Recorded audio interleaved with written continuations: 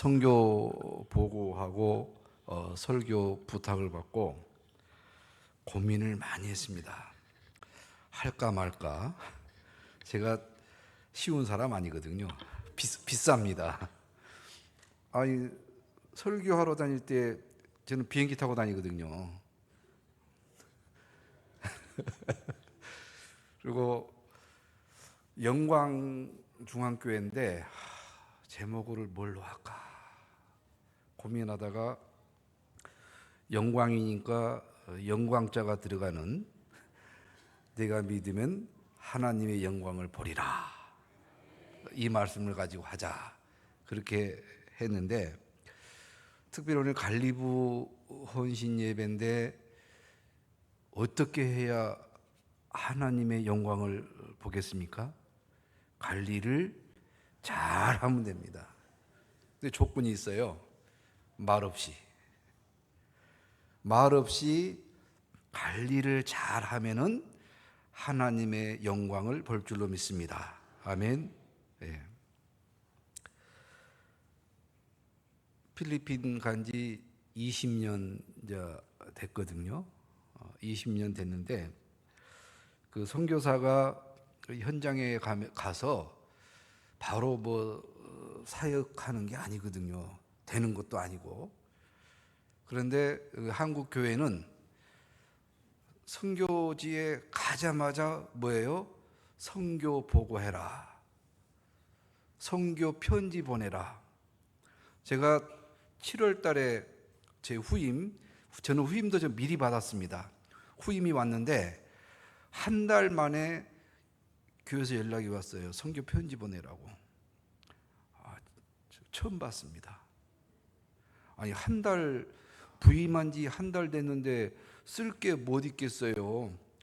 그래서 제가 그랬어요. 잘 먹고 잘 살고 있다, 그렇게 써라. 선교사가 현장에 가서 하나의 사역을 할 수 있는 선교사로 훈련되고 선교사가 되기까지 시간이 필요합니다. 시간이 보통 한 5년 정도 시간이 지나야 이제 사역을 시작하게 되는데, 여러분 그런 경험 있으시죠? 결혼하고 몇 년까지 좋아요? 한 2년까지 좋습니까? 요즘은 한 달만 좋다 그러는데 보통 결혼하고 2년까지는 좋잖아요. 그죠? 선교사도 마찬가지예요. 선교지에 가면은요, 한 2년, 3년까지는 너무너무 좋습니다. 필리핀 가면은 그 바나나 같은 거 처음 보잖아요. 또 야자수 처음 보잖아요. 야자수만 보고 바나나만 쳐다봐도 막 선교하고 싶고 붙들고 이런 거거든요. 아무것도 모를 때, 문화 충격도 없을 때. 필리핀이 유명한 차가 찌뿌니인데 찌뿌니만 봐도 막 기분이 들떠요. 그러다가 3년 지나고 4년 되면은 그때서야 이제 문화 충격이 옵니다. 아이고, 내가 여기를 왜 왔을까? 진짜예요. 저도요, 3년 지나니까 미치겠더라고요. 3년 지나니까. 제가 사실은 저희 집사람하고 애들한테 한 3년이나 한 5년만 있다가 여기서 필리핀에서 경력 쌓아가지고 서울에 있는 교회 담임 목사 가자. 제가 그 필리핀에 갈 때 그 신학교 교수 사역자로 갔거든요. 공부도 잘 안 했는데 박사학위 있다고 그래가지고 교수 사역자로 갔기 때문에 신학교에서 교수 티칭 하다가 한 3년, 4년, 5년 하면은 한국 교회에서 오라고 하겠지. 그래서 필리핀에 갔거든요. 근데 하나님께서 막으셔서 20년째 하고 있는데, 하여튼 그런 겁니다. 지금은요, 거꾸로요. 여기에 오면 제가 문화 충격을 느껴요. 제가 필리핀에 가고 제일 많이 불렀고 제일 좋아했던 게 뭔지 아세요? 뭐겠어요? 찬송가 몇 장에 나온 거예요? 홀로 아리랑. 홀로 아리랑을 제일 좋아했습니다. 솔직히 말씀드리면 꼭 그 홀로아리란 그 곡이 저를 위해서 만든 것 같더라고요.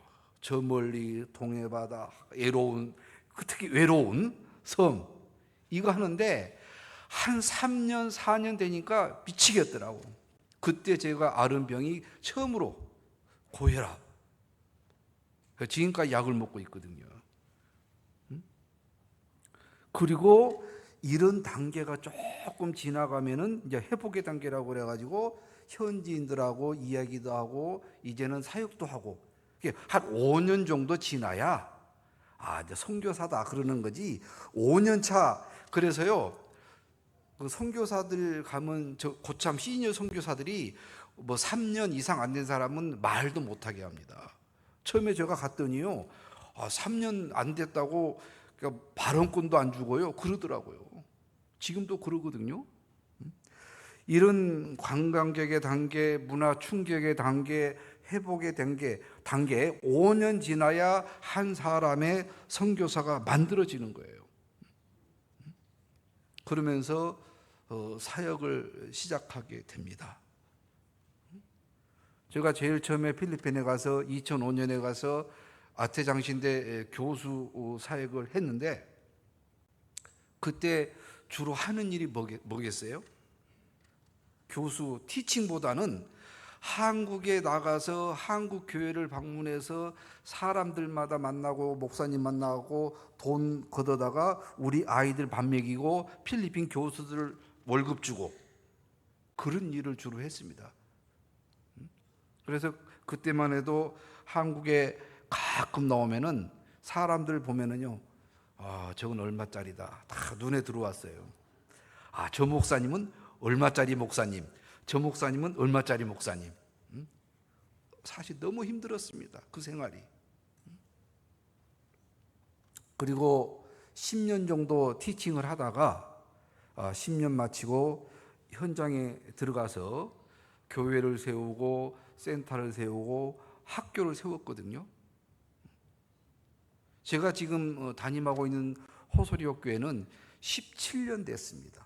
이게 교수 사역하면서 그 교회를 세워가지고 지금까지 담임 목사를 하는데, 한번 생각해 보십시오.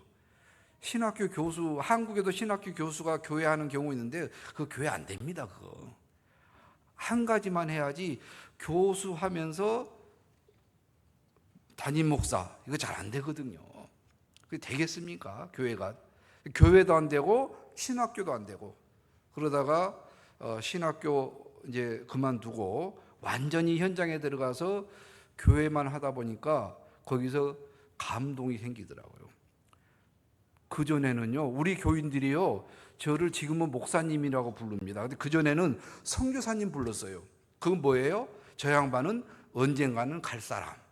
그런데 지금은 저를 호칭할 때 선교사님, 사모님 이렇게 불러요. 왜요? 우리하고 은퇴할 때까지 있을 사람.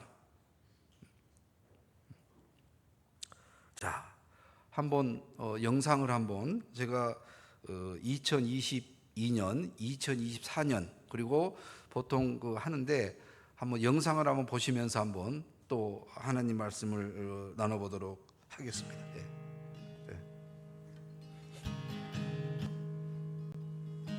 제가 담임하는 교회 지금 영상이에요. I love you, Lord. Oh, your mercy never fails me. 저 교회는 지금 All my days 비좁아가지고 증축도 했어요. held in your hand.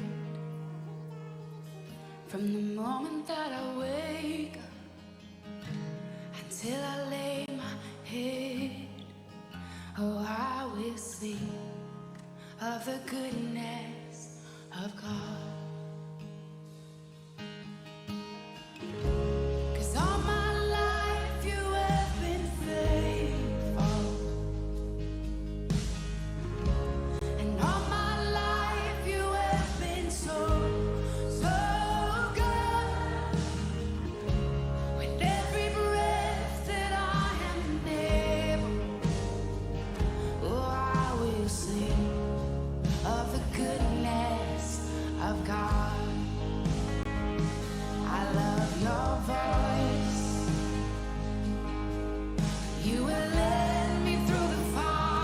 저는 단기 선교 왔을 때 하는 프로그램입니다. It's not. And we're close like no other. 작년에 헌당한 교회, 헌당식 하는 모습이에요. I've known you as a friend, and now have lived in the goodness of God. 제가 하는 기술학교에서 커피를 가리키는 장면. My life you have been faithful. Oh, and all my life you have been so, so good. With every breath that I am able, oh, I will sing of the goodness of God. Yeah. Your goodness is running after, it's running after me. Your goodness is running after, it's running after me. With my life laid down, I'm surrendered now. I give you everything. Your goodness is running after, it's running after me. 학교 졸업식 하는 모습입니다. It's running after me. Your goodness is running after, it's running after me. With my life laid down, I'm surrendered now. I give you everything. Your goodness is running, it keeps running after me.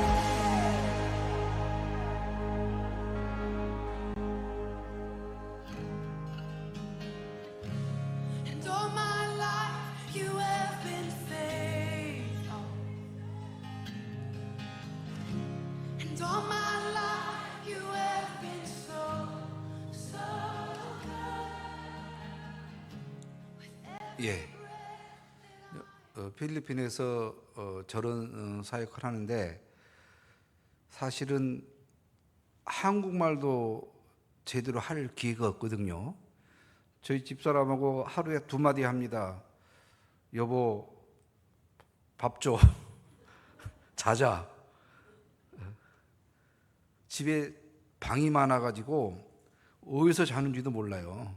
방이 한 13개 되거든요.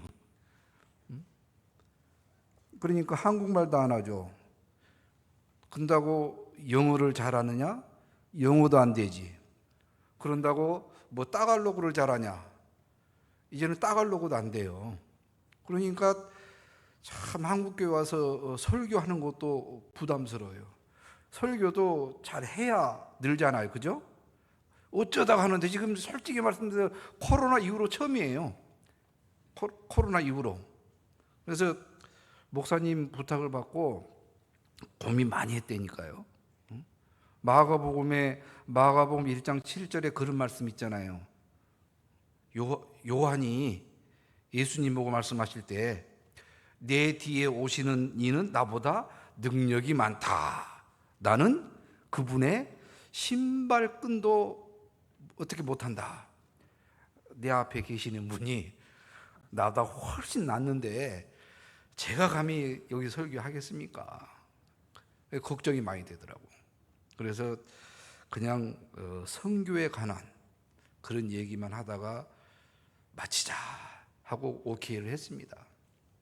여러분, 선교지에서 가장 힘든 게 뭔 줄 아세요? 뭐겠어요? 저희는 이제 가난한 나라니까 저희보다 10배 이상 가난하다 생각하시면 돼요. 우리나라의 거의 60년도, 70년도 수준. 그리고 제가 살고 있는 지역이 농촌 지역입니다. 마닐라에서 거의 1시간 10분, 20분 떨어져 있거든요. 대도시가 아니고 농촌 소도시인데 그런 데서 사역하는 최동화 선교사의 가장 큰 힘든 점 뭘까요? 교인들이나 동네 사람들이요 아무것도 아닌데 죽어가요. 한국 같으면 저거 안 한국 같으면 저 병은 안 죽어요. 감기약도 안 먹어. 열나도요. 그냥 지금도 열나면은 뭐 풀 뜯어다가 뭐 다려서 먹지 감기약도 안 먹습니다. 천식으로 죽고 폐렴으로 물론 한국도 그렇죠. 근데 젊은 사람들이 세상에 우리 교인은요 혈압을 쟀는데 혈압이 200이 훨씬 높더라고. 그래도 약을 안 먹어요. 왜? 돈이 없어서. 아무것도 아닌데 죽어가는 그런 모습을 볼 때 가장 마음이 아프고 슬퍼요. 그리고 저는 늘 집에 약을 많이 갖고 있습니다. 상비약으로. 오면은 막 주거든요. 근데 제가 그 마닐라에 10년 살다가 이제 그 시골로 내려갔잖아요. 이제 시골로 내려간 지 10년 됐는데 그때도 고민이 그거였어요. 야, 동네 사람들이 허구한 날 오면 어떡하냐, 돈 달라고. 근데 생각보다는 안 오더라고요. 생각보다는.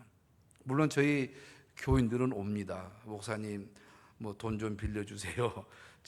아직 못 받은 돈 있거든요. 근데 약 달라고 제일 많이 오고, 약 좀 달라고 제일 많이 오고, 돈 달라고 오는 사람은 한 서너 사람 되는데, 한 사람은 조금 이상한 사람이고. 근데 그것 때문에 고민 많이 했는데, 실제로 또 그렇지 않더라고요. 제가 저희 20년 사역하면서 뭐 장학금을 많이 줬는데 저희 교회는요 청년들이 대학생이 청년 말고 대학을 다니는 대학생이 17명이나 돼요. 이번에도 지난 9월에 들어가서 야 장학금 줄 테니까 대학생 명단 갖고 와라.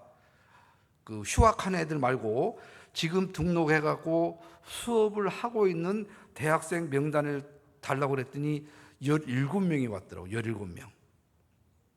그 17명 장학금을 다 주려고 좀 준비는 사실 해놨습니다. 해놨는데 안 주는 이유가 그중에 두 놈이 교회를 1년에 한 3번이나 4번 오는 애도 명단이 들어있더라고요. 그리고 한 아이는 내가 정말로 주기 싫은데 애를 보면 주고 싶은데 그 엄마를 보면 정말로 주고 싫은 애가 하나 있어요. 근데 교회는 잘 나와. 근데 그 엄마를 보면은 엄마가 돈 빌리고 아직도 안 갚았거든요, 저한테. 그 엄마를 보면 주기 싫어요. 그래서 제가 어느 목사님 상담을 했거든요. 주라고 그러더라고. 그래도 주려고 마음 먹었습니다. 17명이나 장학금을 주는데 지금까지 제가 키운 아이들 중에 공립학교 교사도 3명 나왔고 제일 보람되는 것은 제가 아태장신대 교수할 때 우리 학교 기독교 교육학과를 보냈거든요. 근데 저희는 MDB 과정이 없고 4년제 대학이기 때문에 다른 데 가서 MDB를 공부하고 목사가 돼야 되는데 이 친구가 저희 교단 산하, 저희는 이제 필리핀 소속 교단이 있어요. UCCP라고 하는 교단이 있는데 그 UCCP 교단에서 MDB 과정에서 공부하고 목사 안수를 받았는데 저희 노회에서 받았어요. 저는 필리핀 소속 노회가 있습니다. 한국처럼. 제가 속한 노회에서 안수를 받고 담임 목사를 갔는데 그것도 제가 개척은 안 했지만은 가장 크게 리모델링한 그 교회 담임 목사로 올 6월에 부임했어요. 근데 그 교회는요 에어컨도 있습니다. 제가 담임하는 교회는 에어컨도 없거든요.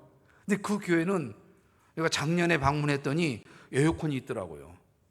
근데 어떻게 됐냐 물어봤더니 교인 중에 한 분이 헌신해가지고 에어컨을 2대나 놨다고. 참 부럽더만요. 최동환 목사가 담임하는 교회도 에어컨이 없어요. 여름에도 에어컨 안 떼거든요. 저희 교인들이요 목사님 에어컨 놓자고 그렇게 하기는 해요. 그건 뭐예요? 네 보고 사라는 얘기야. 그래 내가 그랬지. 좋아, 사는 건 좋다. 그러면 전기세는 어떻게 할 거냐? 말을 안 하더라고요. 전기세는 어떻게 할 거냐? 지금도 제가 1년이면은 한 1,000만 원 정도 교회에다가 헌금을 해야 교회가 돌아가거든요. 제가 20년 선교하면서 깨달은 게 몇 가지가 있습니다. 그런데 꼭 하나님의 선교뿐만 아니라 교회에서 신앙생활 하는 것도 마찬가지일 거예요. 선교는 뭐다? 뭐니 해도 뭐니가 최고다. 아니에요. 선교는 뭐다? 기도다. 기도다. 헌신도 뭐다? 교회 생활도 뭐다? 뭐니 해도 뭐니가 아니고 기도다. 기도. 제가 20년 동안 하면서 그걸 깨달았습니다. 제가 지금 학교를 하고 있잖아요. 10년 전에 현장에 날아가서 교회를 하면서 교회 우리 동네가 아주 가난한 농촌 빈민 지역이거든요. 우리 뭐 가보시면 아시겠지만 저희 교인들 집이요, 이 강단 정도 되는 집이에요. 바닥이 흙바닥. 이 안에 화장실, 부엌, 방 다 있어. 이 안에 이 정도. 이런 사람을 데리고 17년 전에 개척을 했습니다. 이렇게 사는 사람을 데리고. 이 안에 이 강단만 하는 이 공간에 화장실, 부엌, 거실, 잠자는 방, 공부방 다 있어야 돼요. 바닥은 흙이고. 상상이 되시죠? 다 뚫어져 있고 비 오면 위에서 다 내려오고. 이런 아이들을 어떻게 할까 고민. 이런 데서 교회 아이들이 많이 나오는데 이 아이들을 위해서 도서관 하나 있었으면 좋겠어요. 도서관. 기도를 했어요. 기도밖에 안 했습니다. 성남시에서 나 성남시장 알지도 못해요. 성남시장 뭐 이재명이었더니 누군지 지금도 몰라요. 그 당시에 성남시장이 누군지도 모릅니다. 그런데 성남시에서 전화가 온 거예요. 도서관 세워주겠다고. 근데 그것도 태국으로 가야 되는데 태국은 잘 사는 나라라 안 되고 필리핀이 된답니다. 갑자기 연락이 온 거예요. 도서관 하자고. 도서관이 만들어졌어요. 기도만 했더니. 그런데 한 3년 잘 했거든요. 3년 잘 해가지고 뭐 방과후 프로그램하고 토요일날 불러서 또 1대1로 가르치기도 하고 밥도 먹이고 했는데 3년 하니까 또 애들이 안 와요. 보니까. 그래서 기도했습니다. 하나님, 이 좋은 건물 어떻게 하면 좋겠습니까? 했더니 또 누구를 통해서 학교를 세워주시더라고. 아니, 세상에 졸업하고 25년 만에 만난 동기 목사님이 너 뭐하냐? 나 선교사다. 어디 있냐? 해서 갑자기 불러서 만났더니 자기가 평생 자기 교회 소원이 학교 하는 거란 거예요. 그래서 나 지금 학교 하고 있는데 지금은 유치원밖에 없다. 근데 땅은 있다. 그랬더니 자기 교회가 하겠대요. 그래서 유치원으로 어린이 도서관이 학교가 된 거 아닙니까? 학교가. 우리 목사님은 한 40년 만에 만났습니까? 39년 만에 만났어요. 신학교 1학년 때 보고 1학년, 2학년 때 보고 지금 처음 보는 거거든요. 엄청난 일이 일어날 거예요. 오랜만에 만나가지고. 또 고등학교도 세웠거든요. 고등학교도요. 근데 아직 고등학생은 없어요. 근데 고등학교 건물도 저는 뭐 어디 교회 쫓아다니면서 선교 보고 안 하는 목사로 유명하고 선교 편지도 안 보내거든요. 그런데 어느 목사님이 전화가 왔어요. 카톡을 보니까 찍혀 있어. 다시 전화했더니 한 1억이라는 돈이 있는데 이걸 어떻게 썼으면 좋겠다고. 그래서 내가 그랬죠. 꼭 교회만 해야 되냐? 아니라는 거예요. 교회 아니라 되 그럼 좋다. 내가 고등학교 건물 하나 지어야 되는데 한 1억이면 된다. 그래서 고등학교 건물 지금 설계 들어갔습니다. 1월 달에 이제 건축을 시작할 텐데 우리 그 영광 중앙교회 뭐 아동부 청년들 오면은 그때 하루 정도는 그 봉사할 거예요. 뭐 벽돌도 날고 모래도 비비고 나르고 그런 일 할 거예요. 1월 달부터 공사 시작할 거니까. 이런 모든 것들이 뭐예요? 기도하니까 되더라는 겁니다. 아멘. 교회 일도 마찬가지입니다. 기도가 먼저입니다. 기도하면 다 돼요. 기도하면은. 그러면서 또 하나 느낀 점이 성교에는 하나님의 축복이 있더라. 하나님의 축복이 있더라. 근데 이게 제 말이 아니고 성경에 그대로 나와 있습니다. 여러분 구약 성경의 대표적 인물이 누구죠? 아브라함이 있고 야곱이 있고 요셉이 있잖아요. 근데 이 사람들이요, 사실은 그 당시에는 선교적인 그런 개념은 없었지만은 지금 관점으로 볼 때는 선교사적 삶을 산 사람들이에요. 이 양반들이 엄청난 하나님의 축복을 받았거든요. 창세기 12장에 보면은 베델이 하나님의 제단을 쌓고, 하나님께서 창세기 12장 1절에서 너는 본토 친척 아비집을 떠나서 그랬잖아요. 가나안으로 가라. 본토 친척 아비집을 떠나는 건 뭡니까? 전혀 문화가 다르고 생활이 다르고 언어가 다른 동네 가서 하나님을 섬기라는 거거든요.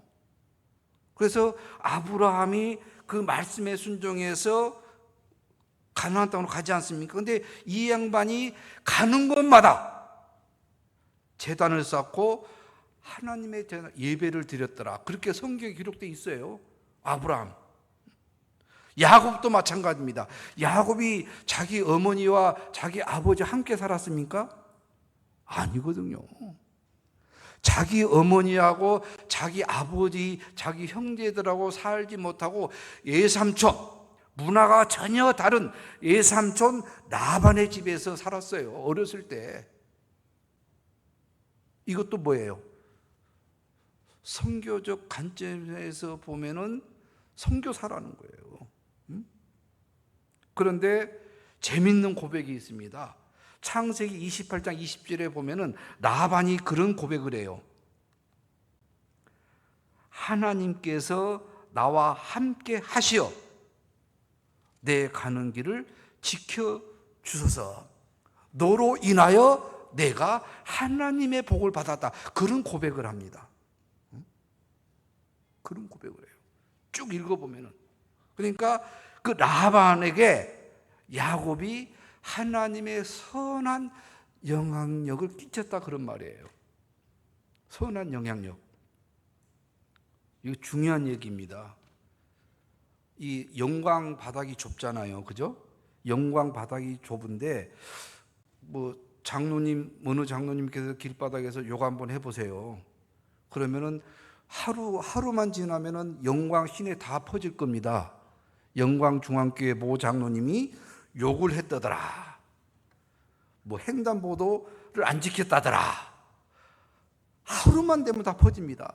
권사님이 욕하면은 이틀이면 퍼져요. 집사님이 욕해보세요. 영광에서. 일주일이면 영광신에 온 동네 퍼집니다. 그럼 뭐예요? 하나님 얼굴 가리는 거예요. 여기 살면서 어찌됐든 간에 이 지역 사람들에게 선한 영향력을 끼치는 거, 이게 전도요, 이게 성경고예요. 아멘. 야곱이 그랬거든요. 야곱이 예삼촌 라반의 집에 살면서 그 예삼촌에게 정말로 하나님의 자녀로서 선한 영향력을 끼쳐서 라반이 그런 고백을 합니다. 너로 인하여 내가 하나님의 복을 받았다. 또 창세기 41장에 요셉 얘기가 나옵니다. 바로가 고백을 해요. 요셉은 하나님의 영에 감동된 자다. 그런 고백을 합니다. 이건 뭐예요? 요셉이 바로의 궁에서 바로와 같이 살면서 하나님의 제단을 쌓고 하나님을 잘 믿으면서 헌신하고 충성하고 하나님을 잘 믿었기 때문에 바로가 그런 고백을 하는 거 아니겠어요? 이게 다 선교사적 삶이라는 거예요. 이렇게 살았더니 하나님께서 아브라함과 야곱과 요셉에게 복을 주었다. 저는 그렇게 믿습니다. 저도 그래요. 최동화 선교사가 필리핀에서 하나님의 선교를 잘 하면은 하나님께서 나에게 복을 주시고 내 자녀에게 복을 주시고 내 후손들에게 복을 주신다. 저는 그렇게 믿습니다. 그래서 감히 제가 그렇게 고백을 하거든요. 세계에 수많은 선교사가 있지만은 그 수많은 선교사 중에서 최동화 선교사는 하나님의 복을 제일로 많이 받은 사람이다. 아멘. 진짜 저는 복을 많이 받았거든요. 아들, 딸이 다 잘 됐고 제 손자도 앞으로 잘 될 것이고, 손자가요 지금 미국에 있는데 날 때요 4.2kg가 나왔어요. 4.2kg. 아마 크게 될 것 같아. 크게. 아마 유명한 프로 농구 선수나 야구 선수가 될 것 같아요. 4.2kg 쉬운 일이 아니잖아요. 딸도 축복을 줬는데 손자까지 하나님께서 축복을 주시더라는 거예요. 저는 그렇게 믿습니다. 그러면서 마음 어떻게 먹어요? 더 잘하자. 하나님의 선교를 더 잘하자. 하나님께서, 예수님께서 천국 가시면서 마지막으로 부탁하신 게 그거잖아요. 전도해라, 선교해라. 얼마나 이 말이 중요했으면 죽었다가 다시 와갖고 이 말씀을 했다니까요. 그랬잖아요. 얼마나 하나님의 선교, 하나님의 전도가 중요했으면은 돌아가셨다가 다시 살아나셔갖고 가시기 직전에 이 말씀을 주셨어요. 뭐예요? 너희는 가서 모든 민족으로 제자를 삼아 아버지와 아들과 성령의 이름으로 세례를 베풀고. 이건 선교하라는 거거든요. 전도하라는 거거든요.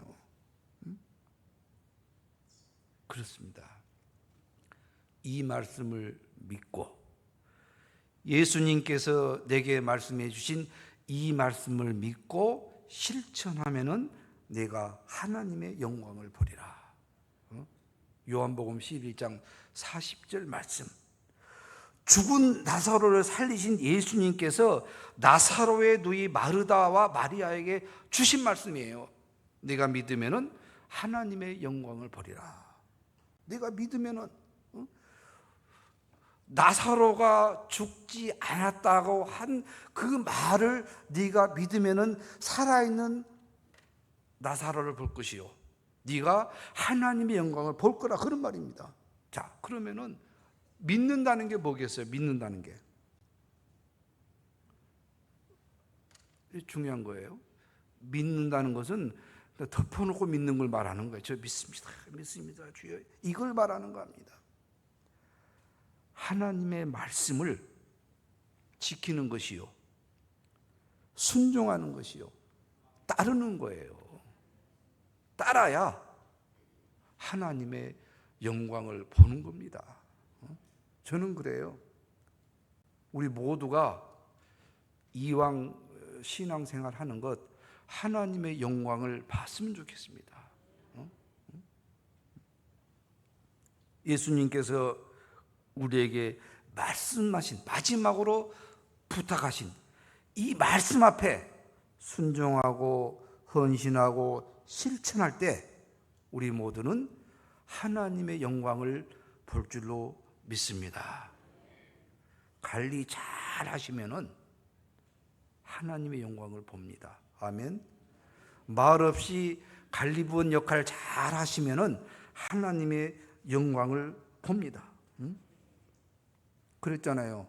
선교 잘하면은, 저는 그거 하나로 지금 열심히 하고 있거든요. 내가 선교를 잘하면은 하나님께 나에게 영광을 보여줄 것이요, 내게 복을 주실 것이요, 내 후손에게 복을 주실 것이요, 내 자녀들에게 하나님의 축복을 줄 것이다.